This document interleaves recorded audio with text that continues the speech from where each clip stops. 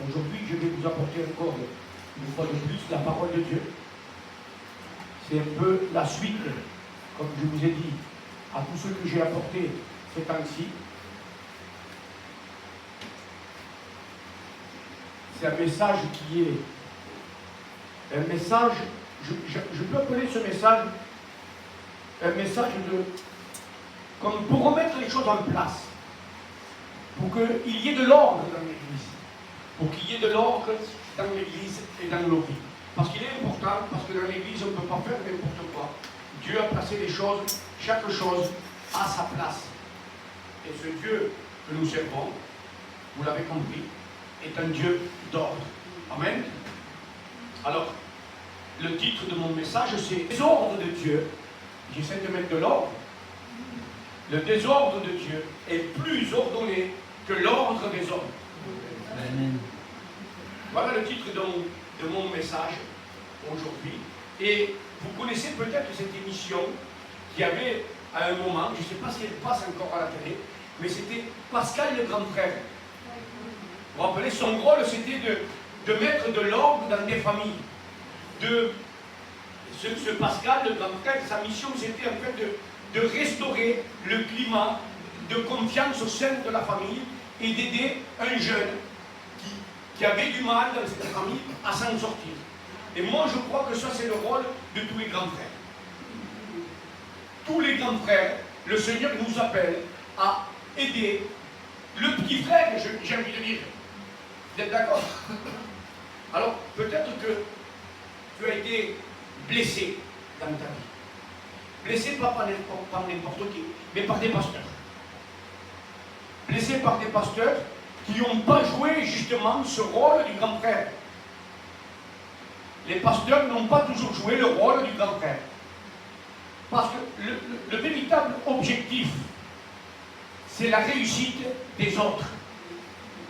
Le rôle d'un grand frère, c'est en réalité de faire passer, alléluia, le petit frère par-dessus le mur, pour qu'il puisse échapper d'un danger, pour qu'on puisse l'aider à réussir.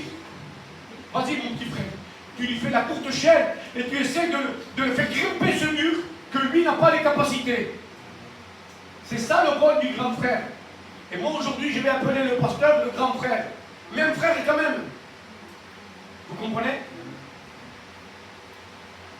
Je vous ai parlé ces temps-ci de ces gens, de ces pasteurs, de ces hommes qui ont abusé de leur autorité sur la famille de Dieu et qui, au lieu de les encourager, de les faire passer par-dessus, ils les ont manipulés en les écrasant pour pouvoir les dominer. Ces hommes-là ne sont pas guidés par l'amour de Dieu.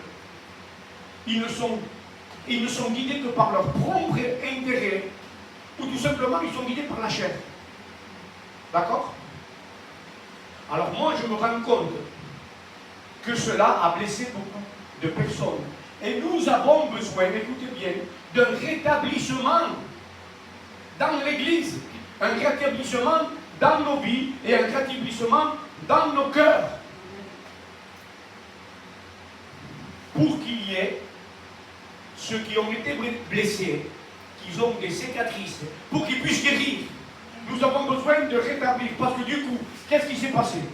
C'est que tous ces gens qui ont été blessés par des pasteurs, des grands-pères, ils ont maintenant un a priori sur tous les pasteurs, même sur les bons. Et c'est souvent ce qui arrive dans la vie.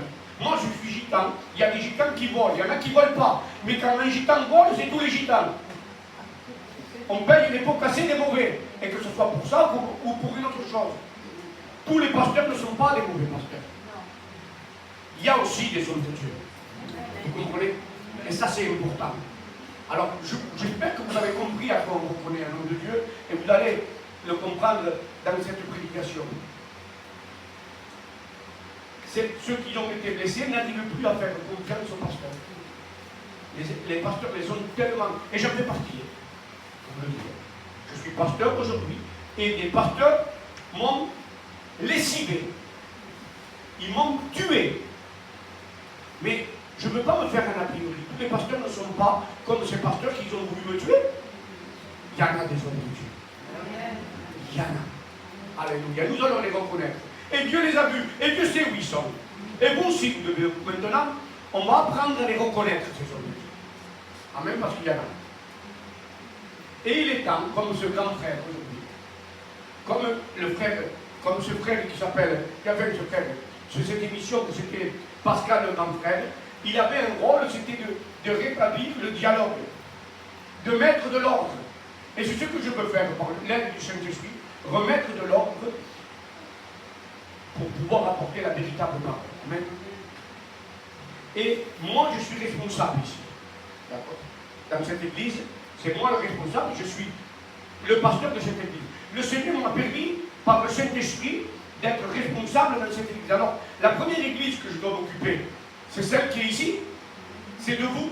Et partout, le Seigneur me permettra d'aller pour apporter ces messages de rétablissement, je le ferai.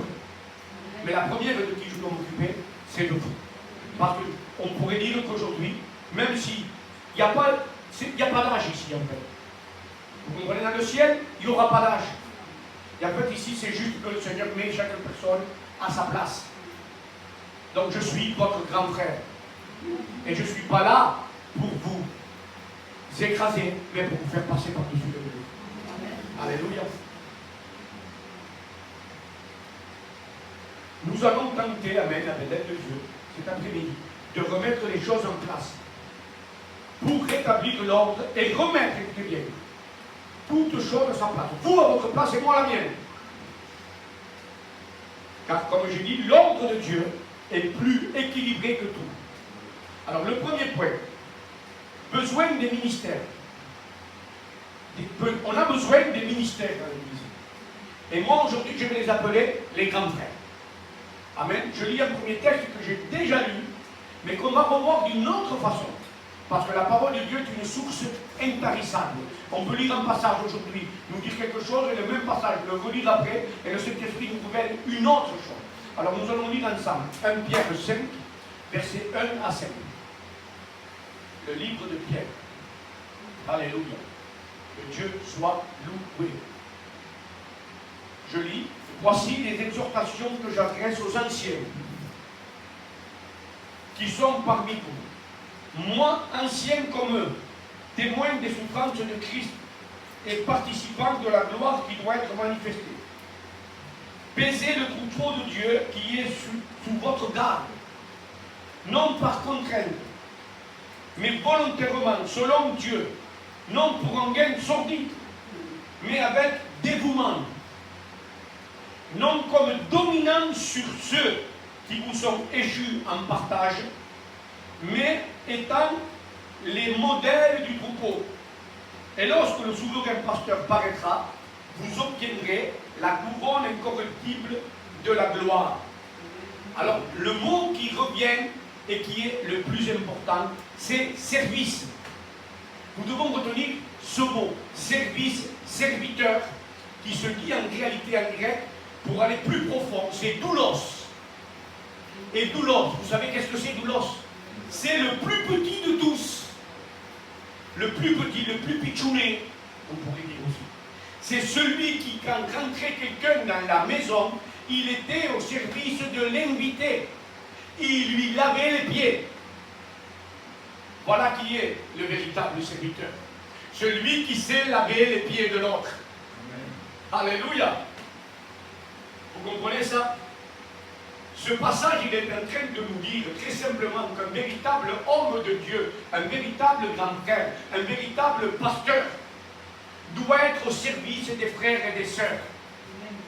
C'est ça le véritable pasteur, et que Dieu permette que je sois celui-là, parce que c'est ce que Dieu m'appelle à être. Servir mes frères et sœurs par amour, non pour mon intérêt, non pour gagner de l'argent, non pour crâner, non pour me faire plus que vous, ou plus que l'un ou l'autre, mais parce que je vous aime. Amen. Et si je vous aime, qu'est-ce que vous allez faire? Vous allez m'aimer aussi. Vous comprenez? C'est comme ça que ça se passe en réalité. Nous devons servir et non pas être servis. Le pasteur, son rôle, c'est de servir et non pas de se servir non plus des autres. Servir et pas me servir de vous. À l'exemple de qui? Eh bien de notre Seigneur Jésus. Marc 10, 45 nous dit, Car le Fils de l'homme est venu, Jésus, non pour être servi, mais pour servir et donner sa vie comme la rançon, pour la rançon de plusieurs. Et qu'est-ce qu'il a fait, Jésus, à ses disciples? Vous vous rappelez? Il a lavé les pieds, même à Judas, même à Pierre. Il a pris le temps de se baisser, lui, le Fils de Dieu, de se mettre à nu devant eux et de leur laver les pieds. Voilà un véritable serviteur. C'est ce modèle qui doit être un véritable pasteur. Il doit savoir se baisser et non pas se relever au-dessus du peuple. Il doit se baisser au-dessus du peuple pour pouvoir le lever à haut. Mais s'il se met au-dessus, il ne fait que l'écraser. Voilà. Que Dieu soit béni. Pierre dit sur ce passage, moi je suis ancien, comme vous. Et là, on retrouve aussi le service. Un ancien, il était pourtant ancien, il était au service des autres. Et Pierre lui-même, qui était Pierre, était au service des autres. Parce qu'il avait compris qui était Jésus. Parce que Jésus lui avait montré l'exemple de ce qu'il devait être lui-même. Alors, Dieu a établi des ministères pour l'Assemblée. Non pas, écoutez bien ça, comme une hiérarchie pyramidale. La religion nous a enseigné cela, que c'est une hiérarchie pyramidale. Le pasteur est au-dessus de tout. Mais c'est faux. C'est pas vrai du tout. Le rôle du pasteur, c'est l'édification et de servir les autres. C'est d'édifier le peuple. Pierre est en train de nous dire, il ne dit pas, vous êtes au-dessus, vous êtes là pour édifier. Des serviteurs, et soyons des serviteurs les uns des autres. Même vous entre vous, nous entre nous ici tous, soyons des serviteurs les uns des autres. Par contre, les ministères sont établis par qui? Par le Saint-Esprit. Les ministères de l'Église sont établis par le Saint-Esprit. Non pour être supérieurs, avec une domination charnelle, non, pas pour ça, mais une tâche et un service différents. Bien sûr, plus précis. Le pasteur a une tâche et un service bien précis. Le pasteur est une aide particulière pour chacun de vous. Alléluia. Un service d'autorité pour l'Assemblée. Oui, le pasteur est une autorité dans l'Assemblée, établie par le Saint-Esprit. Non pour sa gloire, je le répète encore une fois, parce que c'est important.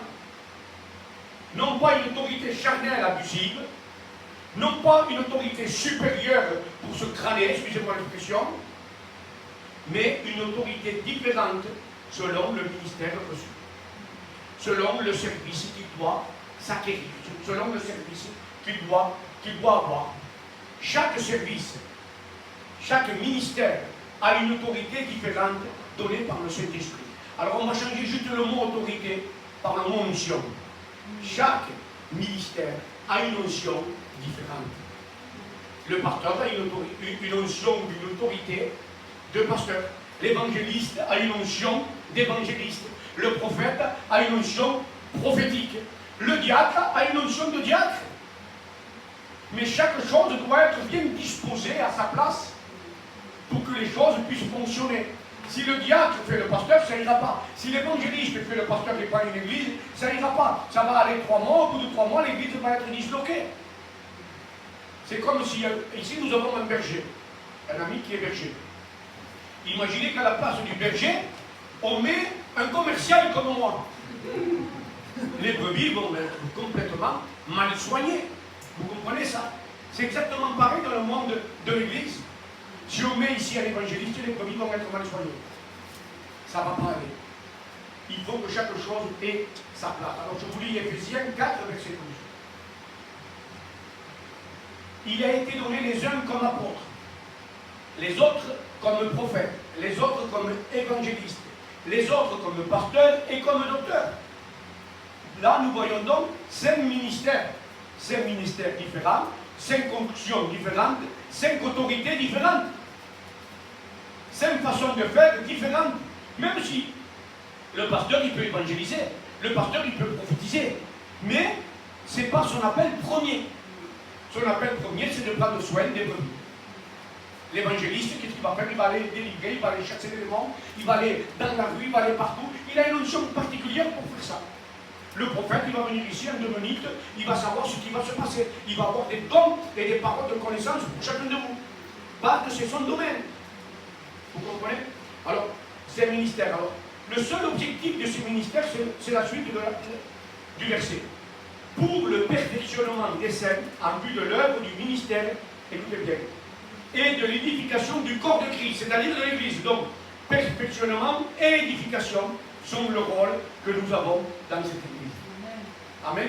Amen. Jusqu'à ce que nous soyons tous parvenus à l'unité de la foi, de la connaissance du Fils de Dieu, à l'état comme d'homme fait, à la mesure de la stature parfaite de Christ, afin que nous soyons plus des enfants, écoutez bien, flottants et emportés à tout vent de doctrine par la tromperie des hommes, par leur ruse dans les moyens de séduction, mais que, professant la vérité dans l'amour, la vérité dans l'amour, pas la vérité dite n'importe comment, et pour se faire plaisir à mal escient, mais dans l'amour, nous croissions à tout égard en celui qui est le chef Christ. Chef Christ. C'est pas le pasteur, le chef. La tête, c'est Christ. Le pasteur fait partie du corps de Christ. Au même titre que chacun de nous. Il a juste un rôle différent. Le chef, c'est Jésus. Alléluia. Et dans cette église, qui c'est le chef? C'est Christ. Dieu a établi chaque personne à sa place. J'ai un rôle, tu as un rôle. Tu as une place, j'ai une place. Mais le chef, c'est Christ. Dites Amen. C'est de lui et grâce à tous les liens de son assistance que tout le corps, bien coordonné, formant un solide assemblage, tire son accroissement, selon, écoutez bien, la force qui convient à chacune de ses parties. Selon le don, la force, on peut dire, selon l'autorité ou l'onction qui convient au service que nous avons à accomplir. C'est ce que ça veut dire. Amen. Alors écoutez la fin. Et s'édifie lui-même dans la charité, dans l'amour. Alléluia. L'amour, c'est ce qui doit primer dans l'Église. Que Dieu soit béni. Le but du grand frère, le but du pasteur, mes amis, c'est que l'Église, que le corps de Christ grandisse en bonne santé. C'est son but. Les ministères sont là pour la gloire de Dieu et c'est pas moi, c'est pour lui, c'est pour sa gloire. Dans un but d'amener les gens, les frères et sœurs, vers les vers pâturages, comme il a été dit ces temps-ci. Et là, il est dit, au lieu que ce soit vers pâturage, vers la stature parfaite de Christ. Mais c'est la même chose. Quand nous sommes dans les pâturages où Dieu nous veut, nous sommes en train d'être à la stature parfaite de Christ. Nous marchons du moins vers cela. Le pasteur est aussi un surveillant. Parce qu'il est dit ici qu'il peut y avoir des hommes qui viennent séduire et vouloir tromper. Le pasteur doit toujours surveiller si les gens sont dans, qu'on veille à que personne ne les séduise et les détourne de la véritable doctrine de la parole de Dieu. Nous sommes là aussi comme des surveillants. Le berger pourra vous le confirmer. Il doit garder qu'il n'y ait pas d'intrusion dangereuse qui vienne blesser ou détourner les brebis du véritable chemin. Amen. L'autorité et le rôle du pasteur des ministères sont établis pour le bien de l'Église. 2 Timothée 4,2. Là, je vais rentrer dans un peu, ça va être un peu plus dur à écouter, mais écoutez-moi si vous voulez. 2 Timothée 4,2. Je t'en conjure devant Dieu et devant Jésus-Christ, qui doit juger les vivants et les morts, et au nom de son apparition et de son royaume. Prêche la parole, insiste en toute occasion, favorable ou non. Il y en aura des moments favorables. Mais il y aura aussi des moments difficiles où on devra quand même annoncer la vérité. Écoutez bien. Reprendre, censure, exhorte avec douceur et en instruisant. C'est-à-dire qu'il faut qu'il y ait toujours une surveillance continue. Surveillance continue. Parce que le pasteur ne peut pas toujours dire bravo à tout. Il y aura des moments que le pasteur ne va pas seulement vous passer la pommade dans le sens du poil. Excusez-moi. Je serai obligé des fois aussi de dire ça, c'est pas bien. Quand il y aura des choses qui ne seront pas correctes pour Dieu, pour le Seigneur, qu'ils ne seront pas justes. Je serai obligé, avec l'amour le plus grand amour que Dieu me donne par le Saint-Esprit, de dire, ma soeur, mon frère, ça c'est pas comme ça, c'est plutôt comme ça. Et quand il y aura une discorde entre vous, je serai obligé aussi de dire, non, mon frère, là tu n'es pas correct avec la soeur, non, ma soeur, tu n'es pas correct avec ça, c'est comme ça et comme ça. Je serai obligé parfois de trancher, parce que le mot reprend, se dit, éléco. Écoutez ce que ça veut dire, en grec pour être plus précis. Condamner, réfuter. Généralement avec une suggestion de honte pour la personne accusée. Des fois, je serais obligé de faire des choses comme ça. Amener avec conviction la lumière, exposer, trouver une faute, corrigée par la parole. Reprendre, écoutez bien, ça c'est blâmer, sévèrement, réprimander, réprouver, montrer à quelqu'un sa faute, exiger une explication. C'est ça le mot reprendre. Alors parfois, je serai obligé, même si ce n'est pas la tâche préférée, mais des fois il faudra qu'on reprenne les personnes et qu'on les mette une autre fois sur le droit chemin. Parce que si la brebis s'égare, on est obligé d'aller la chercher. Des fois, on va la tirer un peu et on va lui dire, hey, papa, reviens ici. Toujours dans un but, amen, de la gagner à Jésus-Christ. Non pour un but de lui faire du mal. Vous savez qu'est-ce que c'est ça? C'est justement la faire passer par-dessus le but pour la faire aller plus loin. Alléluia. Alors, censurer, c'est exactement pareil. Ça veut dire plus ou moins la même chose. C'est réprimander d'une manière tranchante. C'est-à-dire, des fois, il faudra que je prenne l'épée. L'épée de la parole. Parce que vous savez bien que la parole de Dieu est une épée, à double tranchant. Et des fois, il va falloir que je m'en serve. Non pas pour blesser, mais pour peut-être que ça pique un peu dans un but de désinfecter. Vous comprenez? Dans un but de guérison, dans un but d'avancer toujours. Alors, le troisième mot, c'est paracaléo, exhorter, qui est plus sympa parce que c'est encourager, renforcer, instruire et enseigner. Bon, il y a un ordre, reprendre, censurer, exhorter. On doit toujours finir dans un but d'encourager les personnes. On reprend avec du savoir-faire. Bien que j'en parlais avec quelqu'un, on reprend la personne en premier vis-à-vis de tête à tête, cette personne le sache. C'est comme ça que le Seigneur nous a enseigné. Deuxièmement, mais dans ce but toujours de la gagner à Jésus avec amour. La deuxième fois, il n'a pas écouté, le pauvre ou la pauvre n'a pas écouté. On vient avec un frère ou une sœur pour encore l'encourager, essayer de l'attirer encore. Le but, c'est toujours d'attirer les gens au bien. Et s'il ne veut pas entendre, nous serons obligés de le faire à la lumière de tous. C'est comme ça que ça fonctionne et nous devons mettre en pratique cela. Le rôle du pasteur n'est pas toujours de flatter.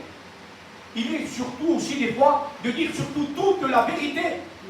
Parce qu'il est obligé, s'il ne le fait pas, le sang de la personne peut lui être redemandé.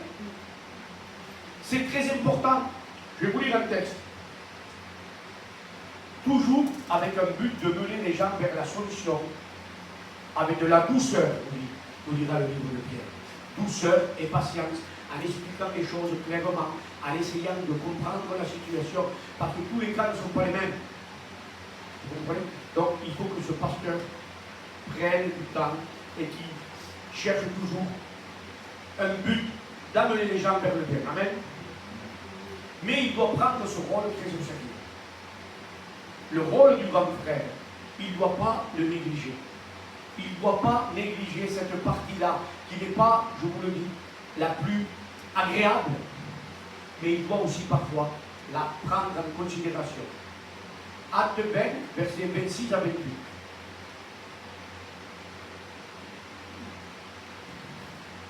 Alléluia. Alléluia. Je lis.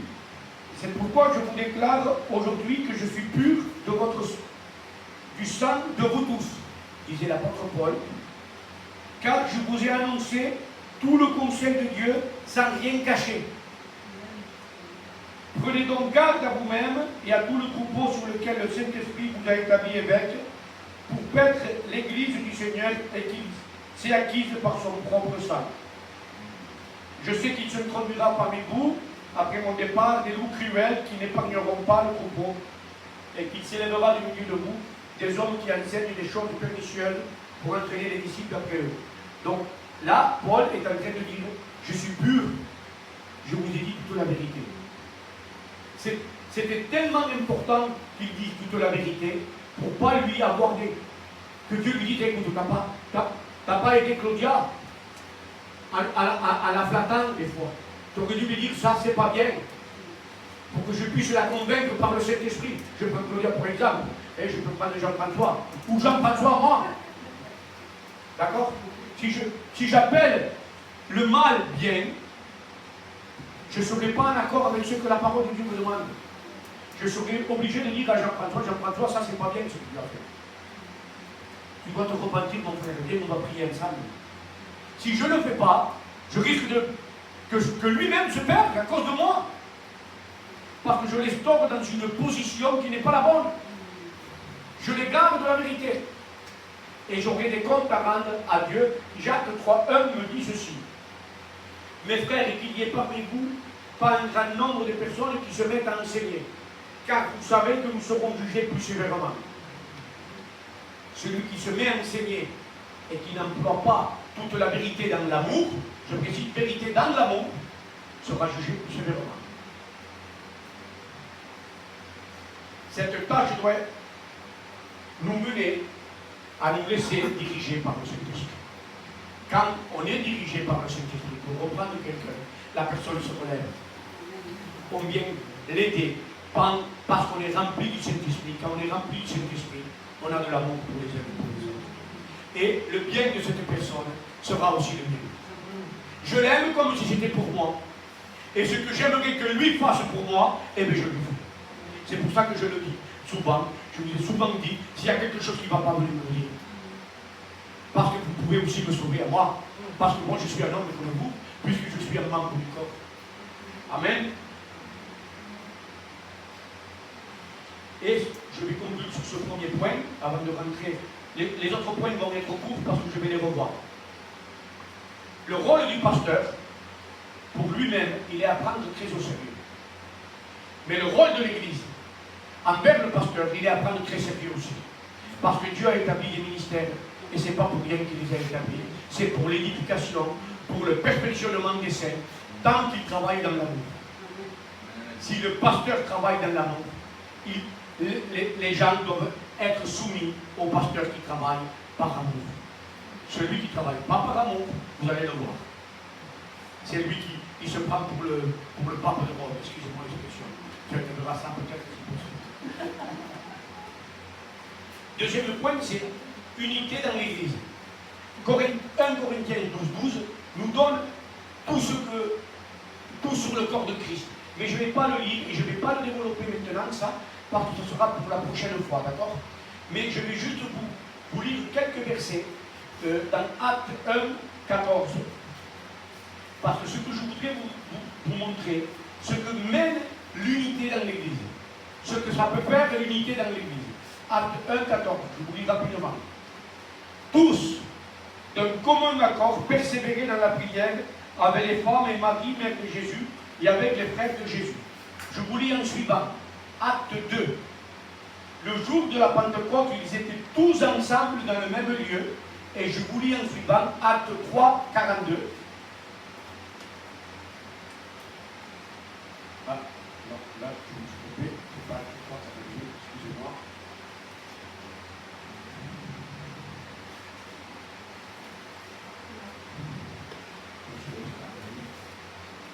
Bon, excusez-moi, je ne le trouve pas. En fait, là, Acte 3:42, je ne le trouve pas. Alors, excusez-moi, c'est pas. Je fais du David, là. Il ne dit pas, il est pas.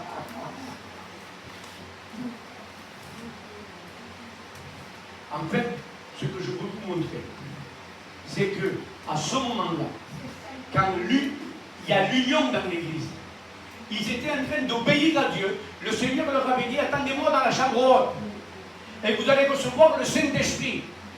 Ils ont obéi, premièrement, d'accord? Ils sont unis les uns aux autres. Ils ont commencé à dire, Seigneur, bénis-nous, Seigneur, sois glorifié. Le Saint-Esprit est descendu. Quand on est unis, le Saint-Esprit descend. Amen. Alléluia. Dans l'union, le Saint-Esprit descend. Sans union, le Saint-Esprit est bloqué. Le Saint-Esprit est partout, mais on peut le bloquer par notre désunion. Alors c'est pour ça que je veux que cette église soit unie. Parce que si l'église est unie, qu'est-ce qui se passe? Pierre est descendu, il a prêché, 3000 âmes se sont converties. Qu'est-ce qui se passe quand l'église est unie?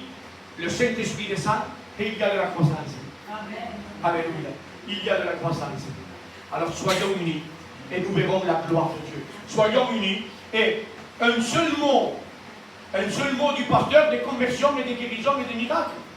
Vous comprenez? Parce qu'il y aura l'unité entre nous. Vous êtes d'accord avec ça? Amen. Le Saint-Esprit, si nous voulons un réveil, il faut que nous soyons unis et lui laisser la place. Amen. Amen. Quand on est unis, le Saint-Esprit se régale. Il se sent à l'aise. Le Saint-Esprit peut se permettre d'agir.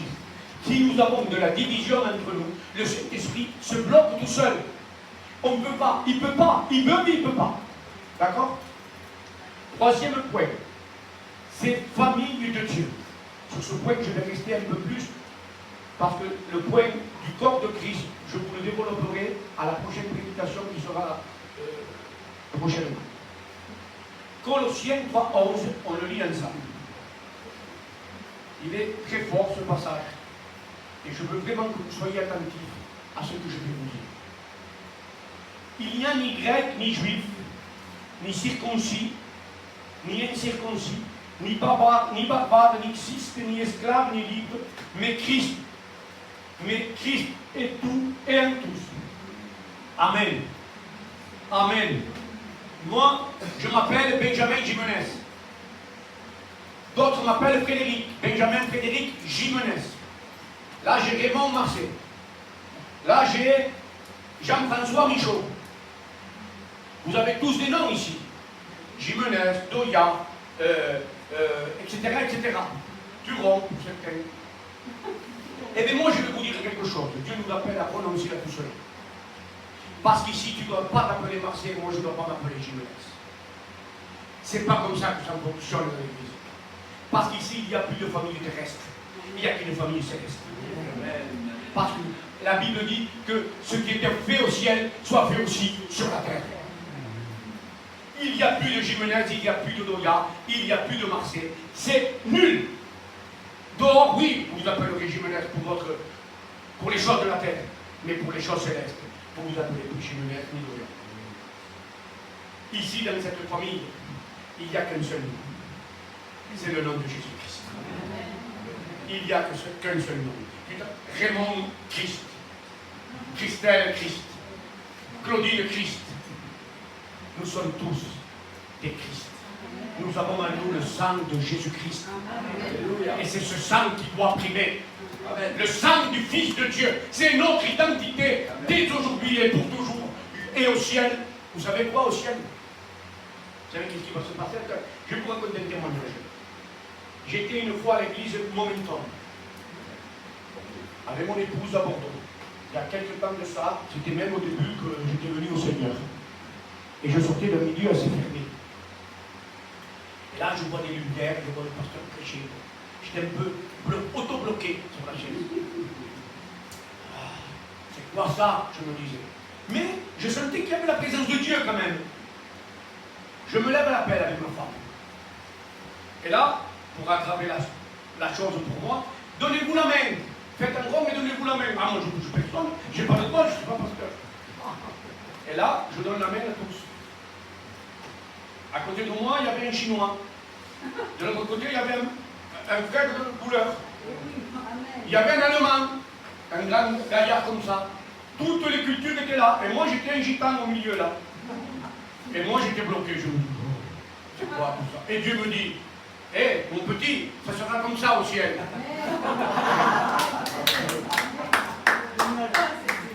Et le plus beau, c'est que je me débloque par rapport à cette parole. 5 minutes après la réunion, ma femme était en train de parler avec des amis qu'on avait là. Et ma femme me dit à cet ami, tu sais qu'est-ce qu'il m'a dit le Seigneur? J'étais autour de moi, il y avait un Chinois, un black, et tati et tata. Et bien le Seigneur me disait que ça serait comme ça au ciel. Mais moi je ne lui avais pas dit, c'est le Seigneur qui lui a dit à lui.